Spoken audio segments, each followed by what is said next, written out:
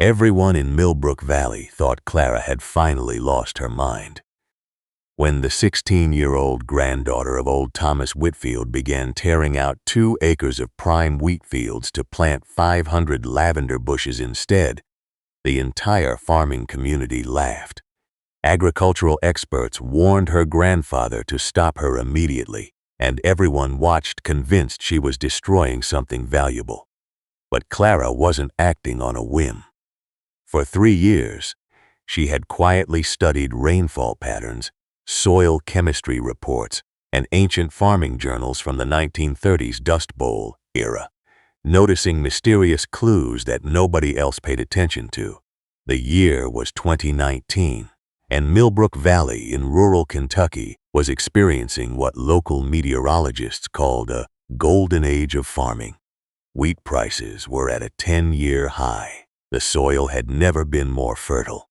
Rainfall came like clockwork every spring, and the valley's emerald green fields stretched as far as the eye could see, painting a picture of agricultural perfection that made every farmer feel blessed. Old Thomas Whitfield's farm sat on the eastern ridge of the valley, 180 acres of rolling hills that had been in his family for 4 generations. His wheat fields were the envy of the county, producing 40 bushels per acre when the average was barely 30. Neighbors drove past his property just to admire the uniform waves of golden grain swaying in the breeze.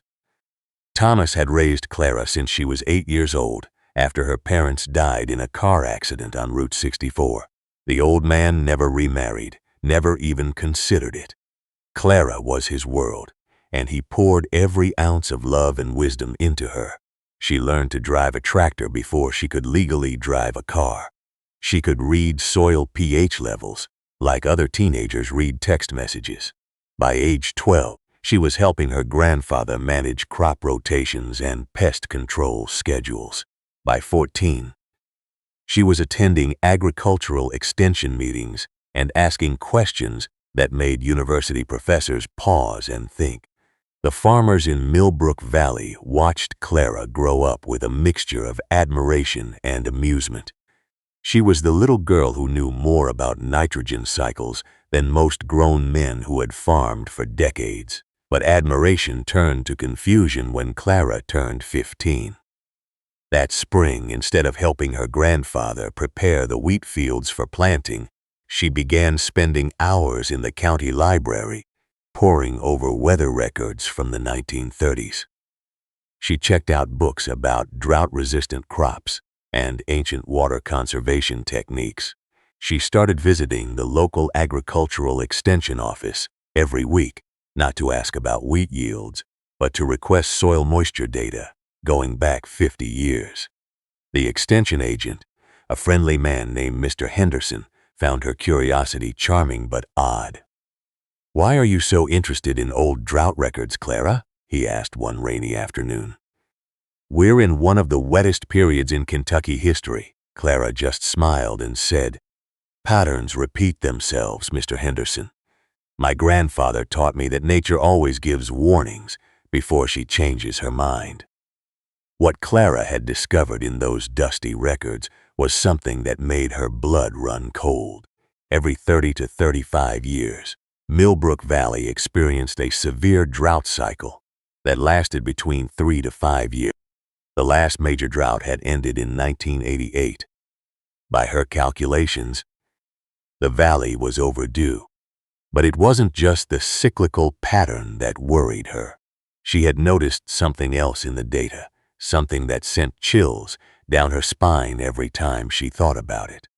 The years before each major drought shared identical characteristics to what she was seeing in 2019.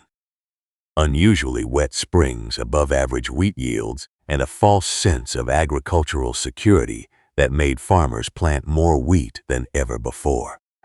The 1930s records showed the same pattern. The 1950s showed it again. The 1980s repeated it. And now, in 2019, the signs were unmistakable. But Clara couldn't convince anyone. She tried talking to her grandfather first, one evening after dinner. when the fireflies were beginning to dance outside the kitchen window. "Grandpa, I think we need to stop planting wheat," she said, her voice trembling slightly. Thomas looked up from his coffee, his weathered face creasing into a gentle smile. "Clara, sweetie, wheat is what we do. It's what this farm has always done. We've got the best yields in the county." Clara pulled out her notebooks, filled with charts and graphs she had drawn by hand. "Look at the rainfall patterns, Grandpa. Look at the soil moisture levels. We're heading into a drought cycle, and when it hits, wheat will be the first thing to die. We need to plant something that can survive without water." Thomas studied his granddaughter's charts with the same seriousness he applied to anything she showed him. He respected her intelligence, but he had lived through the 1980s drought and remembered how the wheat had survived with irrigation. "We can irrigate, Clara. We've got the creek, we've got the wells." Clara shook her head, her dark eyes filled with a determination that made her look older than her years. "Not this time, Grandpa. I've been studying the groundwater levels. The aquifer is lower than it's been in 40 years. Everyone's pumping more water than ever because the rains have been so reliable. When the drought comes, there won't be enough water to irrigate 2 acres, let alone 180. Thomas did dismiss her concerns, but he couldn't bring himself to abandon the crop that had defined his family's legacy. "What would you plant instead, Clara? What crop can survive a drought that kills wheat?" Clara had already thought about this question for months. She had researched every drought-resistant plant that could grow in Kentucky's climate. She had studied ancient Roman farming techniques, Native American agricultural practices, and modern Australian dryland farming methods. The answer came to her one night, while she was reading about the lavender fields of Provence, France, where farmers had survived centuries of drought by planting this fragrant purple bush that thrived in poor soil and needed almost no water once established. "Lavender," Clara said quietly. 500 lavender bushes. They can survive on half the water wheat needs. Their deep roots break up hardpan soil and actually improve drainage. They don't need fertilizers because they grow in poor soil. And when the drought hits, while everyone else's wheat is turning brown and dying, our lavender will be blooming purple across the hills." Thomas stared at his granddaughter for a long moment, trying to process what she was suggesting. Tear out 2 acres of prime wheat fields, the most productive land on his farm, to plant flowers that he associated with fancy soaps and sachets. The idea seemed absurd, but Thomas Whitfield was not a man who dismissed his granddaughter's judgment lightly. He had watched her predict 3 minor weather events that other farmers missed. He had seen her diagnose a soil nutrient deficiency that the county extension agent had overlooked. She had a gift, an intuition about land and weather that reminded him of his own grandmother, who had been known as the weather witch of Millbrook Valley in her day. 2 acres, Thomas finally said, his voice rough with emotion. "We'll try 2 acres. If you're wrong, we lose 2 acres of wheat. If you're right," he didn't finish the sentence. He didn't need to. The news spread through Millbrook Valley like wildfire. The Whitfield girl was tearing out wheat to plant lavender. At first, people thought it was a joke. Then, they saw the tractors plowing under the golden fields, and the laughter began. At the grain elevator, farmers shook their heads and made bets on how long it would take Thomas to come to his senses. At the diner, the story grew with each telling. "Did you hear? Thomas let his granddaughter destroy 2 acres of prime wheat to plant flowers." The county agricultural agent, Mr. Henderson, drove out to the farm personally to intervene. "Thomas, this is agricultural suicide," he said, standing in the field that was now bare earth. "Lavender isn't even a viable commercial crop in Kentucky. The climate is wrong, the soil is wrong, and you're throwing away guaranteed wheat income for an experiment." Clara stood beside her grandfather, her hands dirty from preparing the soil, her face sunburned from working in the fields all day. "The climate is changing, Mr. Henderson. The old rules don't apply anymore." Henderson looked at her with pity. "Sweetheart, I've been farming this valley for 30 years. I know what grows here and what doesn't. Lavender belongs in France, not Kentucky." He turned to Thomas. "Stop this before she ruins your reputation along with your land." Thomas put his arm around Clara's shoulders and looked Henderson in the eye. "My granddaughter has earned the right to try her ideas on 2 acres of my farm. When she's proven wrong, I'll be the first to admit it. But until then, this is Whitfield land, and we plant what we choose." Henderson left shaking his head, and the story of Thomas's folly became the talk of the county. Farmers who had admired Clara for years now spoke of her as a cautionary tale. "Too much book learning and not enough common sense," they said. "That girl has lost her connection to the land." The mockery intensified when Clara planted the lavender. She didn't just stick bushes in the ground. She spent weeks preparing the soil, adding sand and gravel to improve drainage because lavender hated wet feet. She planted on raised mounds to ensure water wouldn't pool around the roots. She chose varieties specifically bred for hot, dry climates, varieties that could survive temperatures up to 110 degrees. She installed a drip irrigation system that used 70% less water than traditional sprinklers. Every decision she made was calculated, researched, and deliberate. But to the watching community, it looked like a child playing in the dirt. Mrs. Patterson, who owned the farm next door and had been Thomas's friend for 40 years, stopped speaking to him. The Grange Hall meetings became uncomfortable as farmers made pointed jokes about flower power farming. Clara's classmates at school whispered about her in the hallways. Even the local newspaper ran a small article about the lavender experiment, treating it as a quaint human interest story rather than a serious agricultural endeavor. Through it all, Clara worked. She woke before dawn to check soil moisture levels. She stayed up late reading about pruning techniques and essential oil extraction methods. She didn't have time to worry about what people thought. The first summer after planting, the lavender bushes were small and fragile, barely knee-high. The wheat fields around them waved golden and proud, mocking the tiny gray-green plants with their abundance. "See," the neighbors said, "look at that pathetic little patch of weeds. Thomas could have had 2 acres of 40-bushel wheat. Instead, he's got nothing." Clara didn't argue. She knew that lavender took 3 years to reach full production. She knew that the first year was about establishing roots, not showing flowers. She knew that the real test wouldn't come for another season or 2.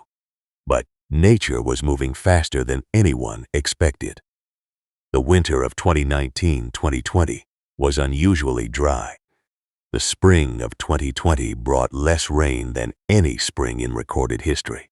By June, the wheat fields that had mocked Clara's lavender were beginning to show stress. The golden waves turned a pale yellow. The grain heads were smaller than usual. Farmers who had laughed at Clara began to worry, but they told themselves it was just a dry spell. "It'll rain next week," they said. "It always rains in July." July came and went with barely a sprinkle. August arrived with temperatures that broke century-old records. The creek that Thomas had relied on for irrigation dropped to a trickle. Wells that had never failed began to run dry. The wheat fields turned from pale yellow to brown, and then to a dead gray that made the landscape look like a sepia photograph from the Dust Bowl era. Farmers who had planted record acreage of wheat watched their crops wither and die. The irrigation systems that had been their insurance policy couldn't save them because there was no water to pump. Clara's lavender, however, was thriving. The deep roots she had nurtured during the first year were now reaching down to moisture reserves that wheat roots could never access. The gray-green bushes had doubled in size, their silvery leaves reflecting the harsh sun rather than absorbing it. The drip irrigation system, using a fraction of the water that sprinklers demanded, kept the plants healthy and growing. When the county extension agent drove past the Whitfield Farm in late August, he stopped his truck and stared. While every other field in the valley was brown and dead, 2 acres of lavender were lush and green, dotted with the first purple blooms of the season. Mr. Henderson didn't stop to talk to Clara that day. He was too embarrassed. But he went back to his office and pulled out the rainfall records. He studied them for 3 hours, comparing them to Clara's predictions. Then he called the state agricultural department and asked for a meeting. Something was happening in Millbrook Valley that he didn't understand, and the girl he had pitied was the only one who seemed to have seen it coming. The drought of 2020 was officially declared a disaster by the state of Kentucky. Wheat yields across the county dropped by 60%. Farmers who had borrowed money to plant record crops faced financial ruin. The grain elevator, which had been so full the previous year that they had to turn away deliveries, sat empty and silent. The community that had mocked Clara's lavender was now facing an agricultural crisis that threatened to destroy livelihoods built over generations. But the drought was only beginning. The weather patterns Clara had studied showed that these cycles lasted 3 to 5 years, and the worst was yet to come. 2021 brought even less rain. The summer temperatures soared past 110 degrees for weeks at a time. The state imposed water restrictions that made irrigation illegal for non-essential crops. Wheat, which needed consistent moisture to survive, became impossible to grow. Corn withered in the fields. Soybeans turned to dust. The only green things in Millbrook Valley were the trees deep in the hollows and, incredibly, Clara's lavender. By the second year of the drought, the lavender bushes had grown to waist height. Their purple blooms covered the 2 acres in a haze of color that could be seen from the road, a shocking contrast to the brown desolation surrounding it. The fragrance carried on the hot wind, a sweet reminder of life persisting in the face of death. Farmers who had laughed at Clara now drove past her farm slowly, their windows down, breathing in the scent of survival. Some stopped to stare. A few dared to knock on the door and ask questions. Clara welcomed them all. She showed them the drip irrigation system. She explained how the deep roots accessed water that shallow-rooted crops couldn't reach. She demonstrated how the silver leaves reflected sunlight, reducing water loss through evaporation. She told them about the varieties she had chosen, bred specifically for drought tolerance. She shared her research about the 35-year drought cycle and the warning signs that had been visible for years if anyone had bothered to look. Mrs. Patterson, the neighbor who had stopped speaking to Thomas, was the first to apologize. She stood in Clara's lavender field one evening in September, watching the sunset turn the purple blooms to gold, and cried. "I lost everything this year," she said. "My wheat, my corn, my soybeans. My farm is mortgaged to the hilt, and I don't know how I'm going to survive another year of this. But you saw this coming. You prepared for it, and now you have the only productive crop in the county." Clara put her hand on the older woman's arm. "It's not too late, Mrs. Patterson. Lavender takes time to establish, but we can start now. I can show you how. We can save your farm." Mrs. Patterson looked at the 16-year-old girl with the dirty hands and the wise eyes, and for the first time in months, she felt hope. The winter of 2021-2022 was the driest on record. By spring, the drought had become a crisis that made national news. Millbrook Valley was featured in agricultural magazines as a symbol of climate change's impact on American farming. Reporters came to interview struggling farmers and photograph the parched landscape. But every story mentioned the anomaly. A 2-acre lavender field that was thriving while everything around it died. Clara became an unlikely celebrity. Agricultural experts who had warned her grandfather to stop her now came to learn from her. University professors brought students to study her irrigation techniques. The state agricultural department asked her to consult on drought-resistant crop programs. A documentary film crew arrived from Louisville to tell her story. Through it all, Clara remained focused on her work. She was too busy helping her neighbors transition to drought-resistant crops to worry about fame. By the third year of the drought, 2022, Clara's lavender field had become the center of a farming revolution in Millbrook Valley. 30 farmers had converted portions of their land to lavender, following her methods. She had established a cooperative that helped members share equipment, market their products, and support each other through the difficult transition. The lavender wasn't just surviving, it was producing. Essential oil extraction, which Clara had studied in books and online courses, became a small industry. The fragrant oil prized by perfumers and aromatherapy companies sold for $300 per pound. Dried lavender bundles sold at farmers markets for prices that made wheat look like a worthless weed. The community that had mocked Clara was now rebuilding itself around her vision. The grain elevator, empty of wheat, stored lavender drying racks instead. The diner that had hosted jokes about flower power farming now served lavender lemonade and honey lavender ice cream. Mrs. Patterson's farm, which had been on the verge of foreclosure, was now profitable again, its lavender fields producing income that exceeded her best wheat years.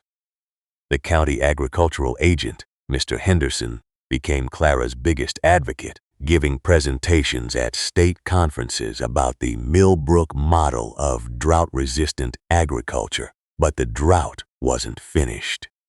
The summer of 2022 brought temperatures that reached 115 degrees.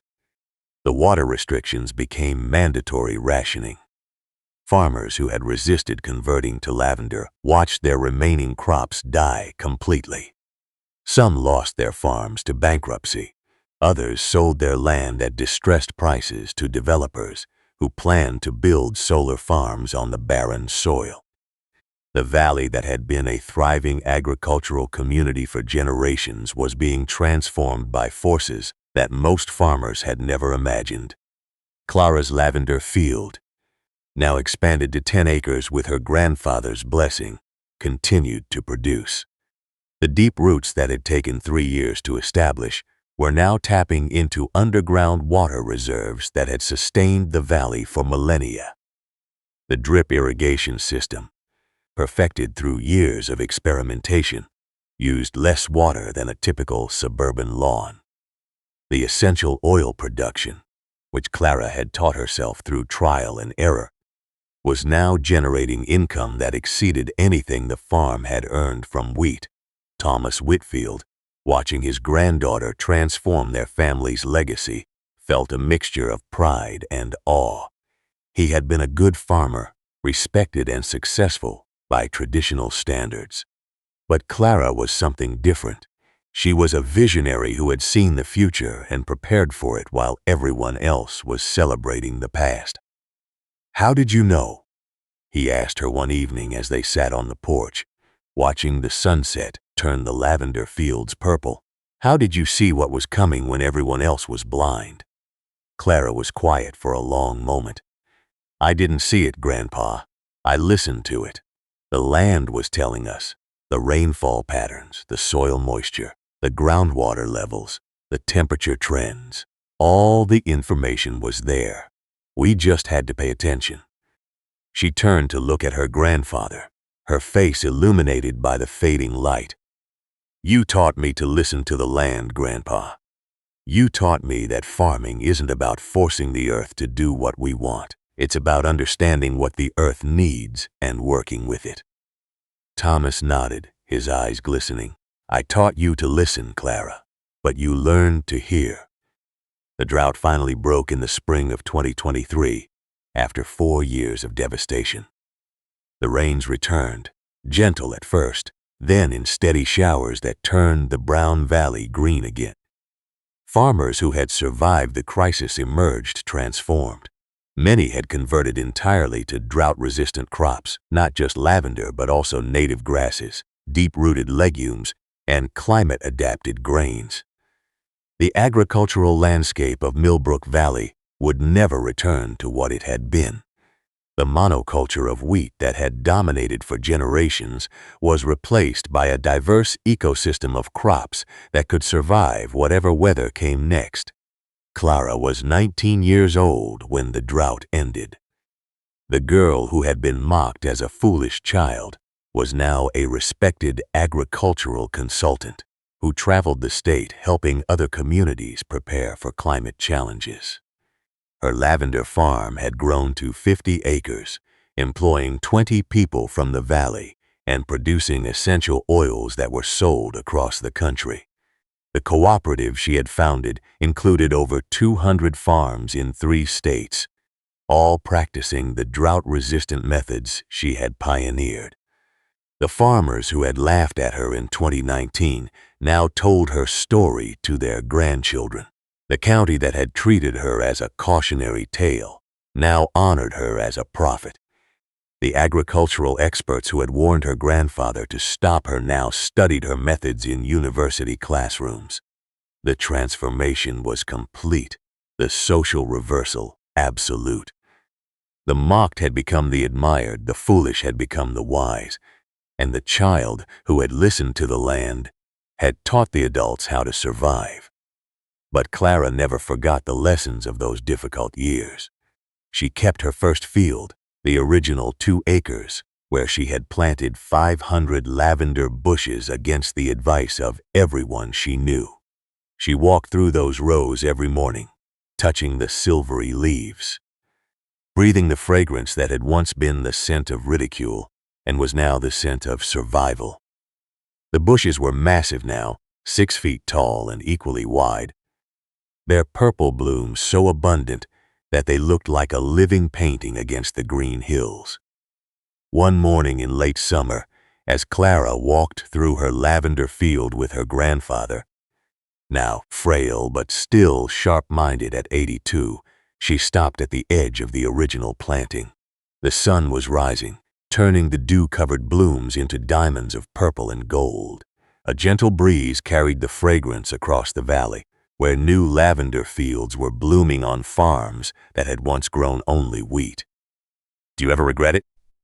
Thomas asked, leaning on his cane. "Do you ever wish you had just planted wheat like everyone else and avoided all the mockery?"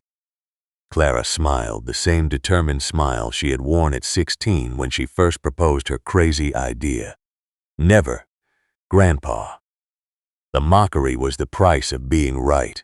And being right was the price of saving our farm, our neighbors, and everything you built." She bent down to touch one of the original bushes, now thick and woody at its base, its roots reaching deep into the earth that had once been prime wheat soil. "This bush was the first," she said softly. 500 of them, each one planted while people laughed, each one watered with doubt and ridicule, and each one that survived the drought is a reminder that the truth doesn't need permission to exist. It just needs someone brave enough to see it and act on it. Thomas put his hand on her shoulder, his grip still strong despite his age. "You were that someone, Clara. You saw what nobody else could see, and you acted when everyone else was too afraid to change." He looked out across the valley, where lavender fields now dotted the landscape where wheat had once ruled. This valley will never be the same, and that's a good thing. The story of Clara Whitfield and her 500 lavender bushes spread far beyond Millbrook Valley. Agricultural schools taught it as a case study in climate adaptation.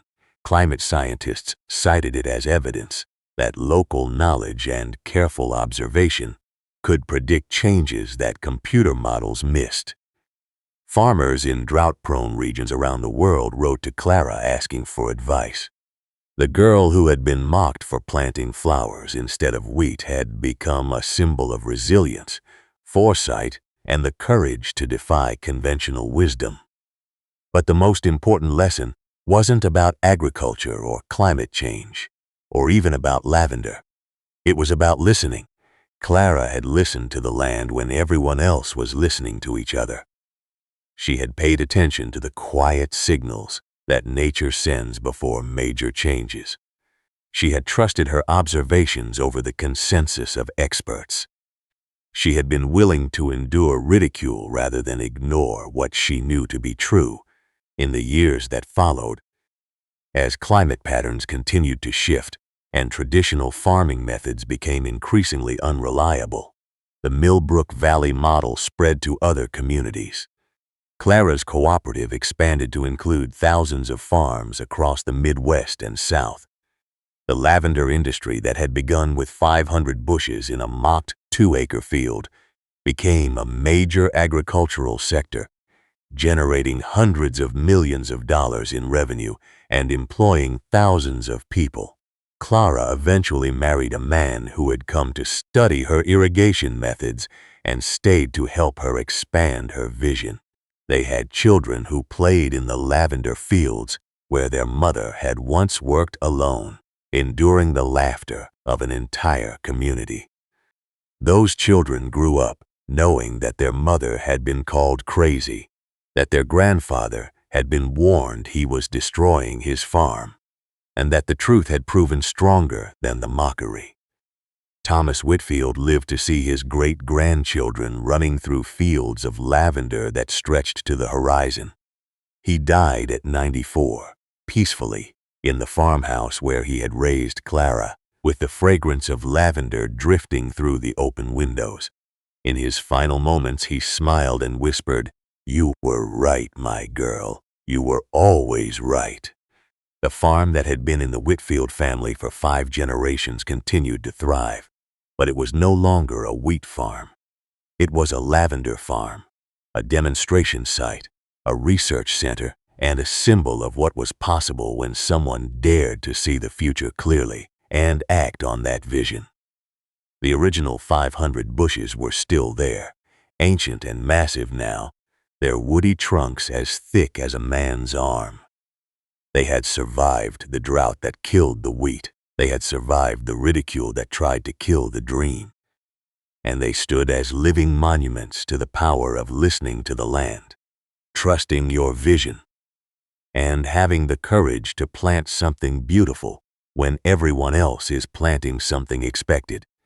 The laughter that had echoed across Millbrook Valley in 2019 was long forgotten. The farmers who had mocked Clara now told their own children to pay attention to the quiet ones, the observers, the ones who studied patterns while others celebrated success. They learned that the greatest agricultural wisdom often comes not from the experts with their degrees and their consensus, but from the ones who spend hours in the fields, touching the soil, feeling the wind, and listening to what the land is trying to say. Clara Whitfield never stopped listening. Even as an adult, with a successful business and a family of her own, she walked her fields every morning before dawn, checking soil moisture, observing insect patterns, feeling the temperature changes that signaled shifts in weather. She taught her children to do the same. She taught the farmers in her cooperative to do the same. And she taught everyone who would listen that the land speaks constantly, whispering its secrets to those patient enough to hear. The 500 lavender bushes that had started it all were still whispering their secrets, their purple blooms turning to face the sun each morning, their roots reaching deeper into the earth with each passing year. They had been planted in doubt, watered with ridicule, and harvested in triumph. They had transformed a farm, a community, and an industry, and they stood as proof that the most powerful force in agriculture is not the tractor or the fertilizer or the irrigation system. It is the human mind, coupled with the human heart, willing to see what others refuse to see and act on that vision regardless of the cost. The drought had tested them all. It had destroyed the wheat, bankrupted the farmers, and transformed the valley. But it had also revealed something precious: the power of preparation, the wisdom of observation, and the courage to be different. Clara Whitfield had possessed all three, and she had used them to plant 500 lavender bushes where everyone else saw only wheat fields. The mockers had been loud, but the truth had been louder. The experts had been confident, but the land had been correct.